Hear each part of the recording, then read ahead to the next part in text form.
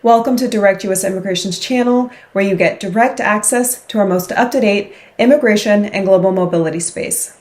My name is Maitreya Brown, and I'm going to talk about what happens during your immigration medical exam. You're not going to want to miss out on this one. Stay tuned.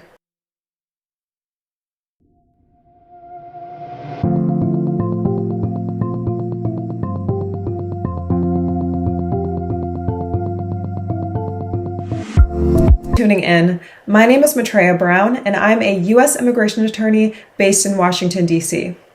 I'm also the principal attorney at Direct U.S. Immigration, where we work with clients in all 50 states and around the world. Before we start, click on the like and subscribe button to follow our Immigration Hub to get the latest immigration information that could be vital to your case. And also, be sure to stick around until the end to get a bonus tip on preventing or challenging a health-related denial. As you may know, an immigration medical exam is necessary for immigrating to the United States and becoming a permanent resident, also known as a green card holder. The medical exam is a routine part of the process to ensure public safety and remove the grounds of inadmissibility for intending immigrants. Certain diseases of public health can make an individual inadmissible to the United States, and that means it can prevent the applicant from getting a green card. The exam is the process of removing these grounds of inadmissibility. And we at Direct U.S. Immigration can help you prepare the entire adjustment of status application, but you'll need to attend the exam on your own. Therefore, knowing what to expect and how to prepare for the medical examination is important. Now let's talk about the purpose of an immigration medical exam. So the medical grounds of inadmissibility, the medical examination of foreign nationals, and the vaccinations administered to the foreign nationals are designed to protect the health of the United States population. The immigration medical examination, the resulting medical exam report, and the vaccination record provide information that USCIS uses to determine if a foreign national meets the health-related standards for admissibility. So any of these four basic medical conditions may make an applicant inadmissible on health-related grounds. And that is communicable diseases of public health significance, an immigrant's failure to show proof of required vaccinations, physical or mental disorders with associated harmful behavior, and drug abuse or addiction. Now, the immigration medical examination is not a complete physical examination. Its purpose is to screen for specific medical conditions relevant to U.S. immigration law. So the U.S. government doesn't require the doctor to evaluate you for any conditions except those the U.S. Public Health Service specifies for U.S. immigration purposes. Likewise, the government doesn't need the doctor to provide you with a diagnosis or treatment, even if they discover other issues related to your health. This examination is not a substitute for a full physical examination, consultation, diagnosis, or treatment by your primary healthcare provider. Now let's talk about selecting a doctor for your exam. So you won't be able to go to just any doctor for your immigration medical exam. A government-approved doctor must perform the examination. Outside of the United States, the U.S. Embassy or consulate will refer you to an authorized panel physician, and applicants applying inside the United States will go to a civil surgeon, and in both situations, they are doctors authorized to administer your exam. Now, suppose you apply for an immigrant visa through a U.S. Embassy or consulate, also known as consular processing, and in that case, they will provide a list of panel physicians certified by the Department of State. And in most cases, you'll have a choice of physicians. But it's always best to check with the procedure at your local consulate. You may need your appointment notification before the panel physician will see you. Now let's discuss when to schedule an immigrant medical exam. So the National Visa Center will tell consular applicants when it's time to schedule the appointment. You must complete the medical exam and vaccinations before your scheduled immigrant visa interview date.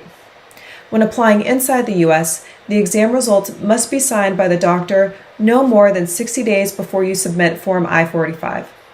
The results are valid for 2 years from the signature date. Now let's talk about what to take to your medical exam. In preparation for the medical examination, you will need to take several items, and this list will vary based on the location of your exam. If you are attending an exam outside of the U.S., the U.S. Embassy will give you specific guidance for your country. However, you will generally need to take the following items to an immigration medical exam. Now that includes a valid passport or other government-issued photo identification, vaccination records, Form I-693, which is the report of medical examination and vaccination record, and of course that's if you're adjusting status and you're inside the U.S. The required fee, which varies, by doctor.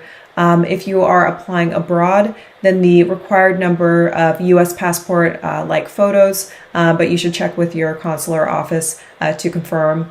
If anyone in your family is immigrating with learning disabilities, report the condition and any special education or supervision requirements.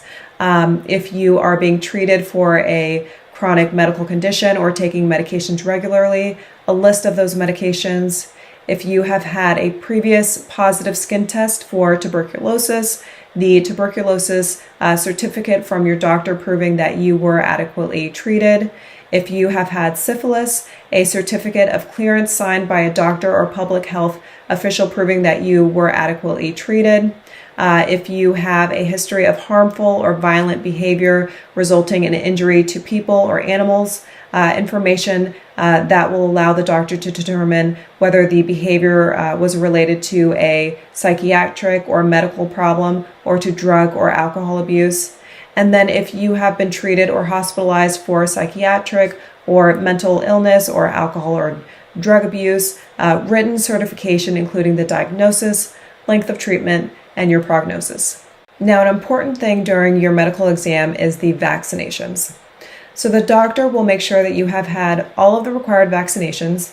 The Immigration and Nationality Act expressly requires some vaccines, and others are required because the Center for Disease Control and Prevention, so CDC, has determined that they are in the interest of public health. Regardless, you must receive the following vaccines before being admitted as a permanent resident, though exceptions do apply for certain vaccinations such as the COVID-19 vaccine. So the list of vaccines includes mumps, measles, rubella, polio, hemophiles, influenza type B, hepatitis B, varicella, influenza, pneumococcal pneumonia, rotavirus, hepatitis A, meningococcal, and COVID-19. And excuse the mispronunciations if I am pronouncing some of these vaccinations incorrectly. Now, back on a serious note. So if you have already had some or all of these vaccinations, take your vaccination records reports to the doctor. The report will need a certified translation if it is not in English, and if you need additional vaccinations, the doctor will administer them. And depending on the type of vaccination, an additional visit may be required, and upon the physician's recommendation, he or she may provide certain requests of waivers of the vaccination requirement. And specifically, let's talk about the COVID-19 vaccination. So effective October 1st, 2021, most new green card applicants must be fully vaccinated. And if not vaccinated, the U.S. government will consider them inadmissible to the United States. And this applies to adjustment of status applicants inside the U.S.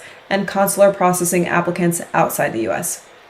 Now, immigration officials may require people to get revaccinated with an FDA-authorized vaccine if they initially received a COVID-19 vaccine not currently authorized in the U.S. Let's talk about how to prove vaccination status. So at the immigration medical exam, green card applicants must show the doctor evidence that they are fully vaccinated against COVID-19. And acceptable forms of proof include the official vaccination record and a copy of a medical chart. And the record should include the dates the applicant received the vaccine, and if available, the name or manufacturer and lot number.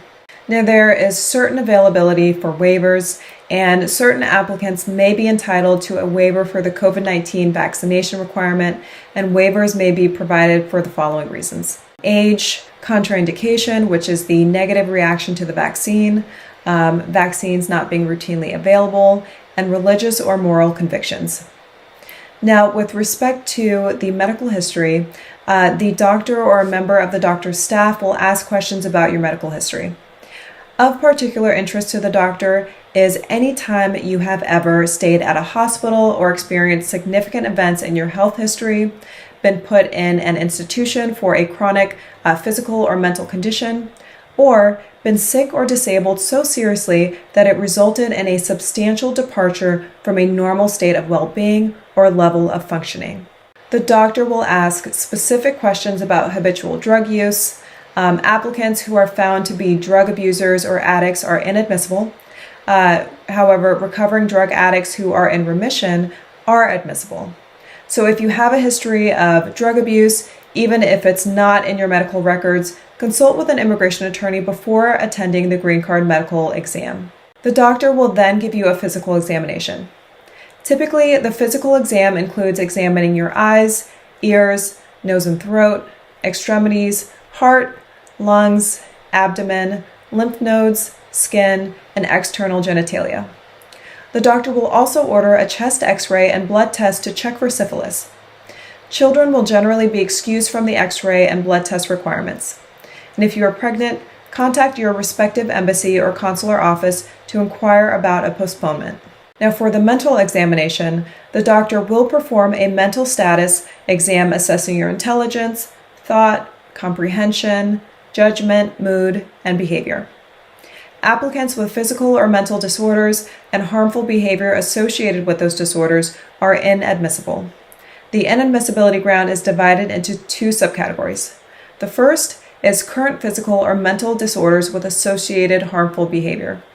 And the second is past physical or mental disorders with associated harmful behavior that is likely to recur or lead to other harmful behavior. Now, let's talk about the costs for immigration medical exams. So the cost of these exams can vary significantly based on the country where they will be performed and the specific doctor. Prices can vary anywhere from $100 to over $400. And the U.S. government does not set a standard fee, so the cost will depend on the doctor you visit. Therefore, check with a few doctors to find out how much each one charges for the immigration medical exam. You should also consider the indirect costs of the exam, as you may need to travel to the interview city early for the medical exam. Now, what happens after completing the examination depends on your location. So in some countries, the panel physician will send the results directly to the U.S. Embassy. And in other countries, the doctor will give the applicant his or her medical exam results in a sealed envelope, which the applicant must take to the interview. Now, if your immigration medical exam is inside the U.S., the civil surgeon will give you a completed form I-693, which is, again, that report of medical examination and vaccination record, in a sealed envelope. Do not open the envelope under any circumstances.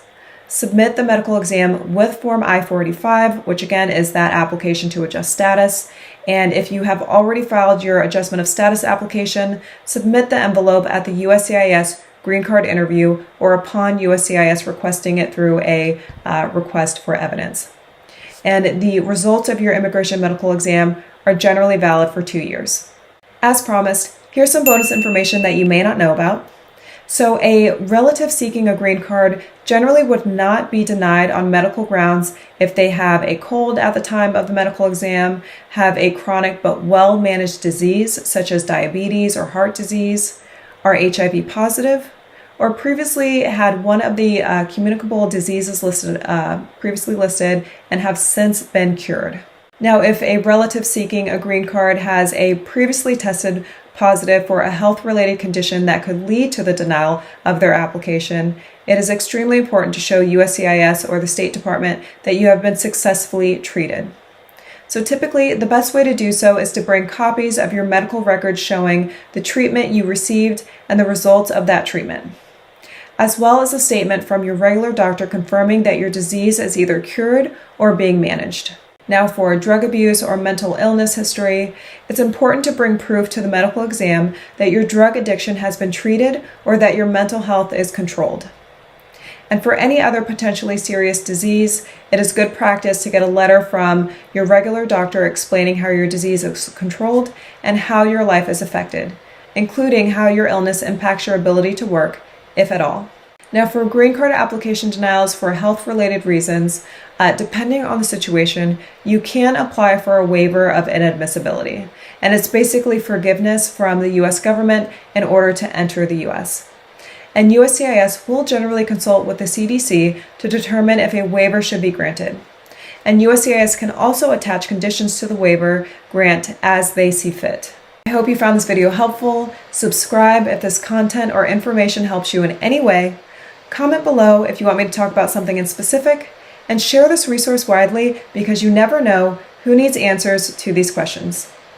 Additionally, if you have any specific questions about this video as they pertain to your unique circumstances, please schedule a consultation with us, also at the link below, and I'll see you in the next video.